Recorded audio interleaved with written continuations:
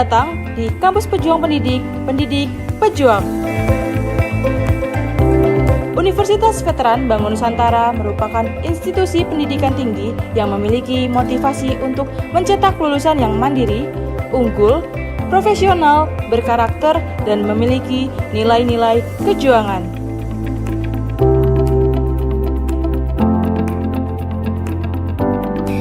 Saya Rektor Universitas Veteran Bank Nusantara, Profesor Dr. Farida Nugrahani Magister Humaniora. Misi Universitas Veteran Bank Nusantara adalah terwujudnya universitas yang unggul, berkarakter, mandiri, dan memiliki nilai-nilai kejuangan.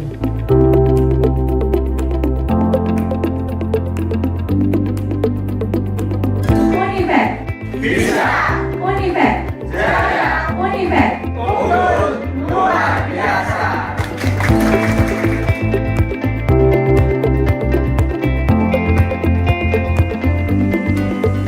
Kampus Universitas Veteran Bank Nusantara terdiri dari 6 fakultas unggulan dan 1 program pasca sarjana. Univet Bantara memiliki peringkat ke-97 antar perguruan tinggi se-Indonesia, dilansir melalui website EduRank. Bismillahirrahmanirrahim. Assalamualaikum warahmatullahi wabarakatuh. Perkenalkan, nama saya Anggi Nurmelasari dari Program Pendidikan Profesi Guru, Agri-Teknologi Pengolahan Hasil Pertanian, Fakultas Keguruan dan Ilmu Pendidikan, Universitas Veteran Bank Nusantara Sukoharjo.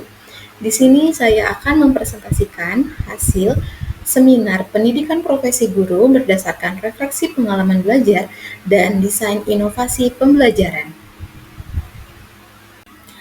Untuk alur pembahasan dalam seminar pendidikan profesi guru kali ini, di sini pertama saya akan menjelaskan mengenai identifikasi diri, lalu refleksi pengalaman belajar, desain inovasi pembelajaran, hingga rencana tindak lanjut.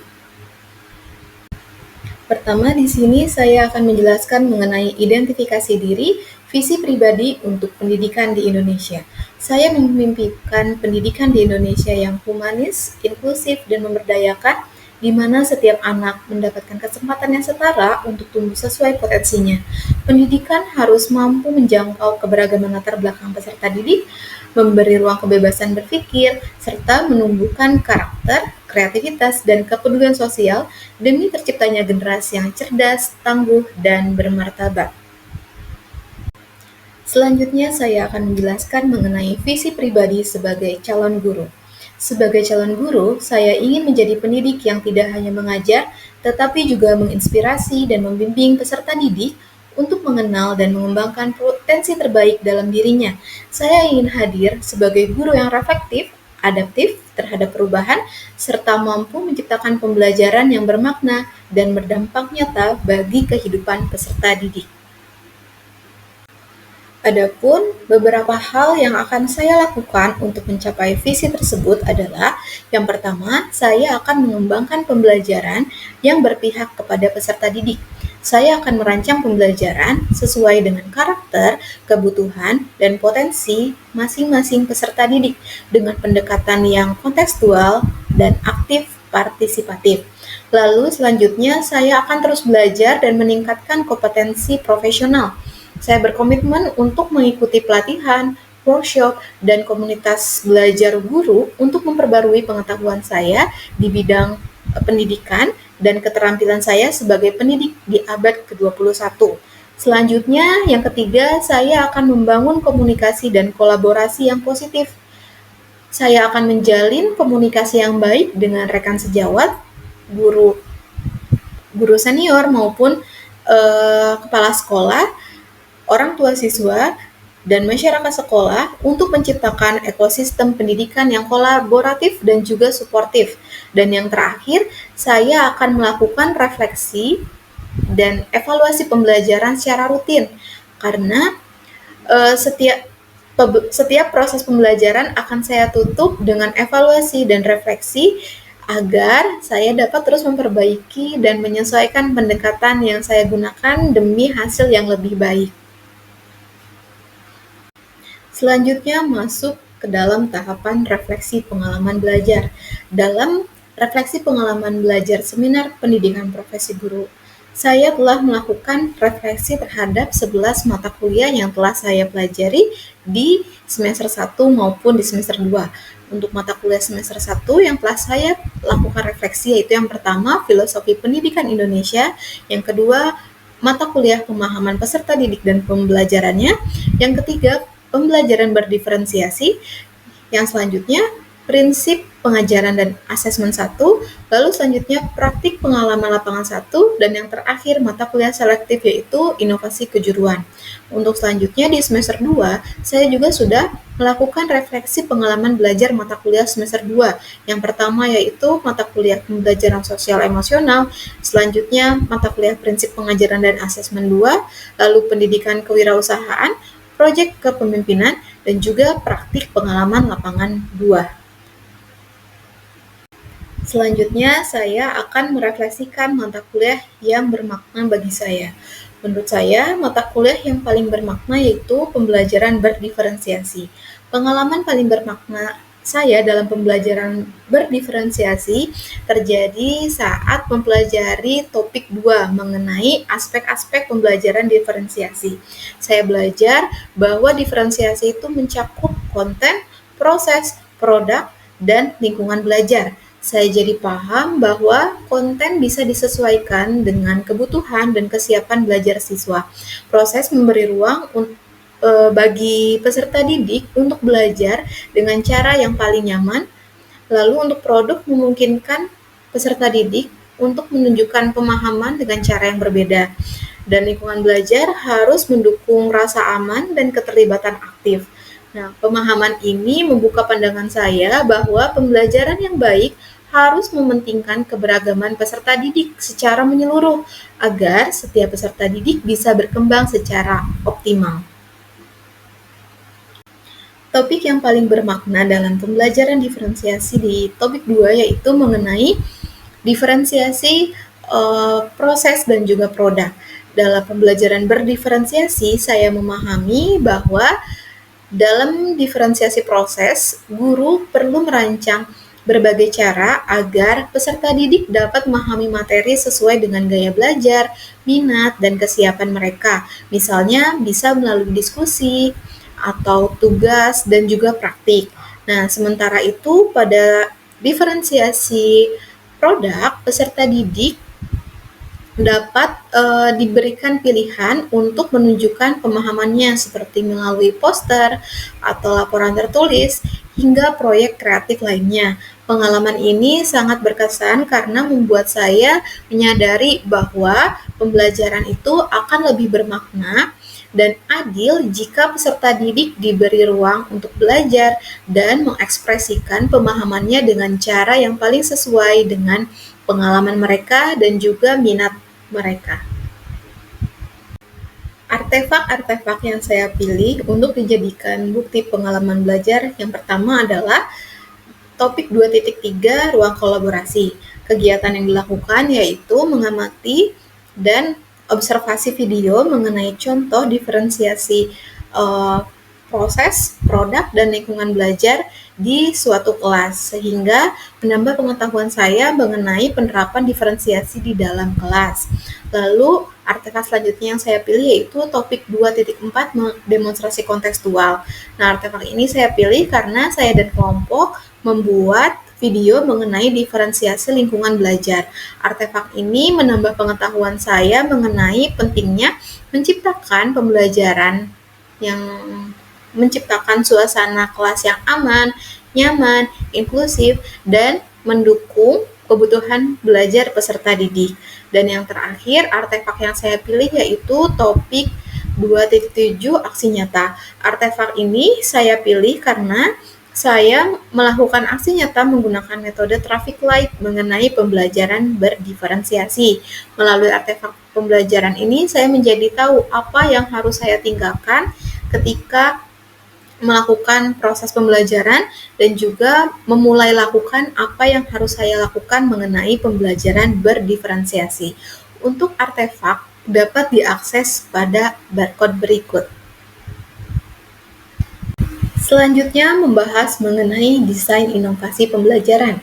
Desain inovasi pembelajaran merupakan upaya merancang pembelajaran belajar yang kreatif, relevan, dan adaptif terhadap kebutuhan peserta didik. Inovasi ini mencakup menggunakan strategi, metode, dan media yang bervariasi untuk menciptakan pembelajaran yang lebih menarik, partisipatif, dan bermakna. Nah, dalam desain inovasi pembelajaran, yang pertama saya akan membahas mengenai latar belakang desain inovasi pembelajaran. Yang kedua, saya akan mengaitkan mata kuliah yang bermakna tadi dengan desain inovasi pembelajaran. Dan yang terakhir, saya akan menjelaskan mengenai desain inovasi pembelajaran yang dilakukan. Selanjutnya, saya akan membahas mengenai latar belakang desain inovasi pembelajaran yang saya pilih. Yang pertama, karena peserta didik di SMK memiliki latar belakang, kemampuan, minat, gaya belajar, dan kesiapan belajar yang beragam. Yang kedua, kurikulum Merdeka mendorong guru untuk memberikan ruang pembelajaran bagi peserta didik yang berpihak kepada peserta didik atau disebut dengan student-centered learning. Lalu yang ketiga, pembelajaran yang bersifat praktik dan berbasis proyek membutuhkan strategi yang mampu mengakomodasi keunikan masing-masing peserta didik. Dan yang terakhir, latar belakangnya yaitu untuk mengembangkan lingkungan belajar yang inklusif, suportif, dan memberdayakan peserta didik dalam mengeksplorasi ide secara mandiri maupun berkelompok. Selanjutnya, kaitan mata kuliah yang bermakna dengan desain inovasi pembelajaran. Penerapan diferensiasi proses dan produk mendukung tercapainya tujuan pembelajaran kewirausahaan karena memberi ruang bagi peserta didik untuk merancang produk sesuai minat dan kemampuannya. Melalui diferensiasi proses, peserta didik dapat menyusun rencana dan melaksanakan produksi sesuai dengan cara belajar dan juga minatnya. Sementara itu, diferensiasi produk memungkinkan peserta didik menunjukkan hasil belajar melalui laporan atau presentasi yang kreatif dan inovatif. Nah, pendekatan ini membantu menumbuhkan kemandirian, kreativitas, dan kemampuan berpikir kritis yang penting dalam dunia kewirausahaan. Selanjutnya, desain inovasi pembelajaran yang dilakukan. Yang pertama yaitu melakukan pretest menggunakan Google Form untuk mengidentifikasi kemampuan awal dan dasar pengelompokan peserta didik. Lalu yang kedua, memberikan kebebasan kepada peserta didik untuk memilih jenis produk olahan perikanan yang sesuai dengan minat mereka. Lalu yang ketiga, memberikan pilihan cara menunjukkan hasil belajar melalui laporan tertulis atau presentasi kreatif. Dan yang terakhir, mendorong penggunaan alat bantu digital menggunakan Canva untuk mendesain kemasan dan label produk. Selanjutnya berikut modul ajar yang dilakukan inovasi desain pembelajaran yang disusun oleh saya dalam mata pelajaran proyek kreatif kewirausahaan di sekolah SMKN 2 Sukoharjo dengan konsentrasi keahlian usaha pertanian terpadu untuk fase F kelas 11 untuk alokasi waktunya yaitu 5 jam kali 45 menit dengan jumlah pertemuan yaitu 2 pertemuan. Elemennya yaitu proses produksi dengan topik pengolahan makanan dari bahan hewani yaitu ikan. Model pembelajaran yang digunakan yaitu project based learning. Untuk melihat modul ajar lebih lengkap bisa di-scan barcode berikut. Selanjutnya perangkat ajar yang digunakan. Perangkat ajar yang digunakan yang pertama yaitu ada link pretest dan juga post-test menggunakan Google Form. Link pretest ini digunakan untuk mengetahui kemampuan awal peserta didik, sementara link post-test digunakan untuk mengetahui tingkat pemahaman peserta didik setelah mengikuti kegiatan pembelajaran. Yang selanjutnya ada perangkat ajar berupa PowerPoint. Perangkat ajar ini terdiri dari beberapa pertanyaan pemantik untuk diskusi antara guru dan peserta didik sebelum mereka memulai perencanaan proses produksi proyek. Nah, selain itu dalam PowerPoint ini juga terdapat contoh video olahan produk perikanan dan juga terdapat video mengenai hal-hal yang harus terdapat di dalam label.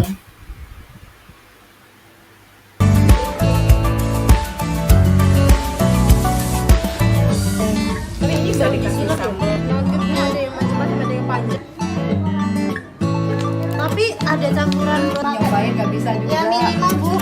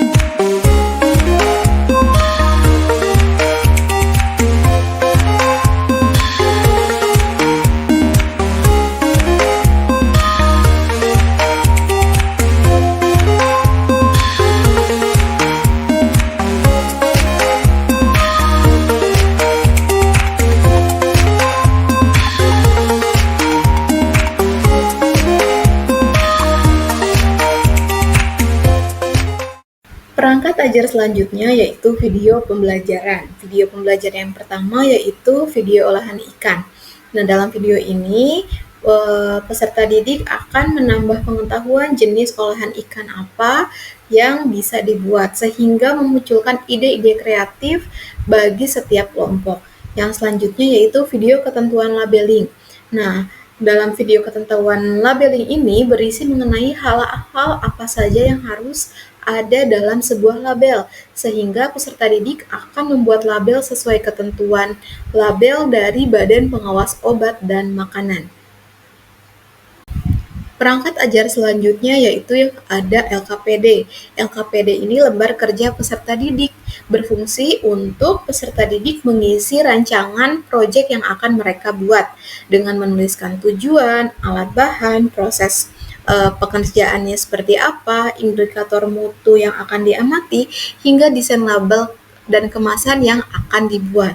Selanjutnya ada perangkat ajar handout atau bahan bacaan. Perangkat ajar ini berfungsi untuk membantu peserta didik memahami materi secara lebih terstruktur dan mandiri. Dalam konteks perencanaan olahan ikan, handout berfungsi sebagai panduan belajar yang memuat langkah-langkah perencanaan produk, termasuk pemilihan bahan baku, penentuan alat, teknik pengolahan, hingga perhitungan jadwal kerja dan kebutuhan bahan. Selanjutnya, kelebihan dan kekurangan desain inovasi pembelajaran. Untuk desain inovasi pembelajaran yang pertama yaitu melakukan pretest menggunakan Google Form.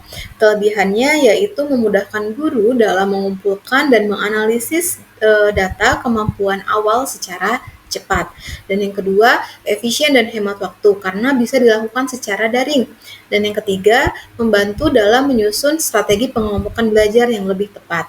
Namun, penggunaan Google Form ini ada kekurangannya. Yang pertama yaitu tidak semua peserta didik memiliki akses atau kemampuan teknologi yang sama.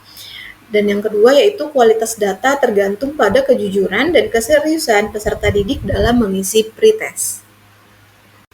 Selanjutnya, kelebihan dari desain inovasi pembelajaran memberikan kebebasan memilih jenis produk olahan perikanan sebagai diferensiasi proses. Kelebihannya yaitu yang pertama meningkatkan motivasi dan keterlibatan peserta didik karena sesuai dengan minatnya. Yang kedua, menumbuhkan kreativitas dan rasa kepemilikan terhadap proses pembelajaran. Dan yang terakhir, mendorong keberagaman produk yang bisa menjadi pembelajaran lintas kelompok. Namun, terdapat kekurangan. Yang pertama yaitu potensi kesenjangan dalam tingkat kesulitan produk yang dipilih. Dan yang terakhir, membutuhkan pengawasan lebih ketat agar semua peserta didik tetap produktif. Untuk selanjutnya, kelebihan dan kekurangan mengenai pilihan cara menunjukkan hasil belajar bisa menggunakan laporan tertulis atau presentasi kreatif. Kelebihannya yang pertama yaitu memfasilitasi gaya belajar dan kekuatan individu dari setiap peserta didik, bisa auditori, visual, verbal, dan lain-lain. Yang kedua, mendorong rasa percaya diri dan ekspresi dari peserta didik. Dan yang terakhir, memberi ruang kreativitas untuk berinovasi dalam pelaporan hasil. Namun terdapat kekurangan. Yang pertama yaitu perlu rubrik penilaian yang lebih jelas untuk setiap jenis hasil belajar. Lalu membutuhkan waktu lebih untuk menilai beragam bentuk hasil belajar. Dan yang terakhir, ada resiko peserta memilih bentuk tugas yang lebih mudah tanpa tantangan. Lalu selanjutnya ada kelebihan dan kekurangan dari penggunaan alat bantu digital menggunakan Canva. Kelebihannya yang pertama yaitu meningkatkan keterampilan digital peserta didik sesuai kebutuhan zaman sekarang. Lalu yang kedua, hasil desain lebih menarik dan profesional. Dan yang terakhir, mengintegrasikan literasi digital ke dalam pembelajaran produktif. Namun ada kekurangannya, diantaranya yang pertama, tidak semua peserta didik memiliki perangkat atau koneksi yang memadai. Dan yang terakhir, membutuhkan pelatihan awal bagi peserta didik yang belum familiar terhadap Canva. Selanjutnya berikut merupakan artefak pembelajaran dari desain inovasi yang dilakukan. Yang pertama, peserta didik mengisi asesmen formatif awal. Peserta didik mengisi formatif awal melalui Google Form, lalu skor hasil asesmen formatif awal dijadikan sebagai dasar untuk pengelompokan peserta didik berdasarkan tingkat pemahaman awal. Selanjutnya yaitu artefak proses diskusi pemilihan diskusi produk. Nah, di sini peserta didik sedang berdiskusi dengan kelompok untuk memilih produk yang akan mereka produksi. Olahan produk perikanan yang diproduksi disesuaikan dengan minat peserta didik. Di sini, guru hanya sebagai fasilitator yang mendampingi proses diskusi peserta didik. Nah, peserta didik juga mencari sumber literatur lain selain dari bahan bacaan yang diberikan oleh guru. Peserta didik ada yang mencari ide atau informasi mengenai produk dari sosial media. Selanjutnya, artefak proses pembuatan produk dan labeling. Di sini, setiap kelompok membuat produk yang berbeda. Yang pertama, kelompok 1 membuat pempek, sementara kelompok 2 membuat siomay ikan, kelompok 3 membuat fish roll, dan kelompok 4 membuat kotak-kotak crispy. Dalam proses pembuatan produk ini, setiap kelompok melakukan proses produksi yang berbeda. Dan juga label yang dihasilkan pun berbeda. Berikut merupakan produk labeling yang dibuat oleh setiap kelompok peserta didik. Selanjutnya, berikut merupakan produk olahan perikanan yang telah dibuat oleh peserta didik, yang telah dikemas dan juga untuk siap dipasarkan. Sebelum memasarkan produk, peserta didik terlebih dahulu menghitung harga pokok produk dari mulai perencanaan produksi hingga sampai pengemasan. Hingga peserta didik dapat menentukan harga pokok produksi dari setiap kemasan. Selanjutnya, refleksi pengalaman pendidikan profesi guru. Setelah mengikuti serangkaian refleksi pengalaman belajar dalam mata kuliah seminar PPG, saya menyadari bahwa pentingnya memahami setiap peserta didik secara individu, dimulai dari minat, kesiapan, dan gaya belajarnya itu yang berbeda. Lalu pembelajaran diferensiasi itu menjadi kunci untuk menciptakan kelas yang adil dan berpihak pada peserta didik. Selama PPG, saya belajar menyusun strategi belajar yang fleksibel dan responsif terhadap kebutuhan peserta didik. Saya juga menjadi terdorong menjadi guru yang reflektif, kreatif, dan adaptif agar setiap peserta didik bisa berkembang sesuai dengan potensinya. Selanjutnya yaitu rencana tindak lanjut dari kegiatan seminar PPG dan desain inovasi pembelajaran yang telah dilakukan. Yang pertama, saya akan menerapkan pembelajaran diferensiasi konten dan lingkungan belajar dalam praktik mengajar. Saya akan merancang RPP yang mengakomodasi variasi konten, proses dan produk pembelajaran sesuai dengan kebutuhan peserta didik. Lalu juga saya akan melakukan penilaian formatif awal untuk mengetahui gaya belajar peserta didik. Dan yang kedua, saya akan mengembangkan perangkat ajar yang lebih fleksibel dan responsif. Saya akan menyusun bahan ajar yang dapat dimodifikasi sesuai dengan konteks kelas, termasuk menyediakan pilihan tugas dan kegiatan, serta menggunakan beragam media untuk menyampaikan materi. Yang ketiga, saya akan mengikuti pelatihan dan komunitas belajar profesional untuk mengasah pemahaman dan keterampilan saya dalam menerapkan diferensiasi. Yang keempat, saya akan melakukan refleksi dan evaluasi rutin terhadap efektivitas diferensiasi. Dan yang terakhir, saya akan berkolaborasi dengan rekan guru dan dalam perencanaan pembelajaran diferensiasi. Saya akan aktif berdiskusi dan berbagi praktik baik bersama guru sejawat agar bisa saling belajar dan memperkarya pendekatan yang digunakan di kelas masing-masing. Terima kasih atas perhatiannya. Mohon maaf bila ada kesalahan dalam kata maupun hal yang disampaikan. Wassalamualaikum warahmatullahi wabarakatuh.